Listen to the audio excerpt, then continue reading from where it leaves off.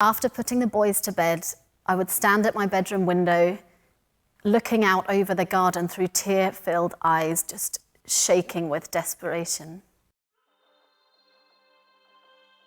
Hi, my name's Emily and I live just south of Reading. I'd like to share with you a little of a very difficult time in my life and how God helped me through that time and continues to do so now.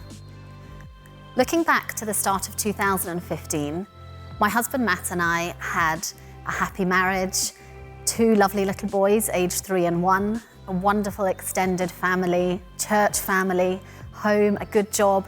You might say that we had a cozy little life. Little did we know that over the coming months we would learn to depend on God like never before. On the 23rd of April 2015, a date that will be forever etched into my memory, our life was thrown into a state of confusion and desperation when we sat in the surgeon's office and were told, "I'm sorry, it's cancer." These aren't the words that you expect to hear or want to hear just a couple of weeks after your 30th birthday.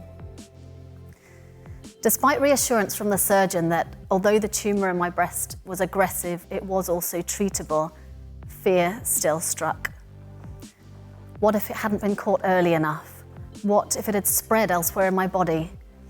What about my boys? How would they cope without their mummy? And Matt without his wife?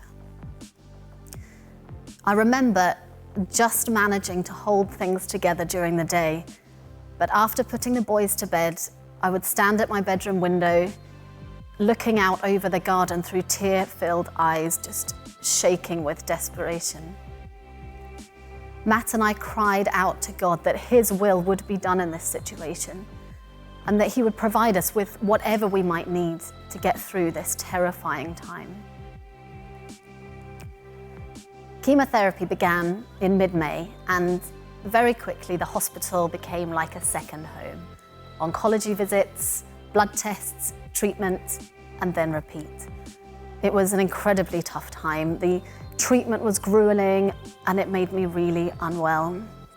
The first cycle of chemo ended up being a higher dose than my body could cope with, and I developed a potentially life-threatening infection as my immune system was so low.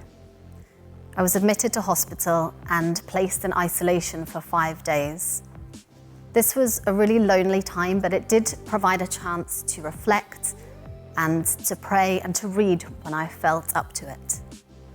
One of the verses from the Bible that was particularly helpful at the time was this: "Trust in the Lord with all your heart and lean not on your own understanding." In a time of such uncertainty, it was so comforting to remember that although our understanding is so limited, God, our loving Father, knows everything. As the medicine worked hard to kill the cancer cells, so it also affected the rest of my body.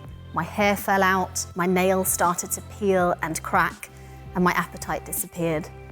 I was in pain and short of breath. I felt nauseous and incredibly weak and spaced out. And despite being exhausted, I couldn't sleep due to the steroids I had to take. It's safe to say that these few months were the toughest I've ever experienced. And yet, through it all, God looked after us. He comforted us and He provided for us again and again. From food parcels to childcare, to lifts to the hospital or a kind word or a shoulder to cry on, there was always someone there to help. But God not only met these physical and practical needs, He also met our emotional and our spiritual needs every step of the way.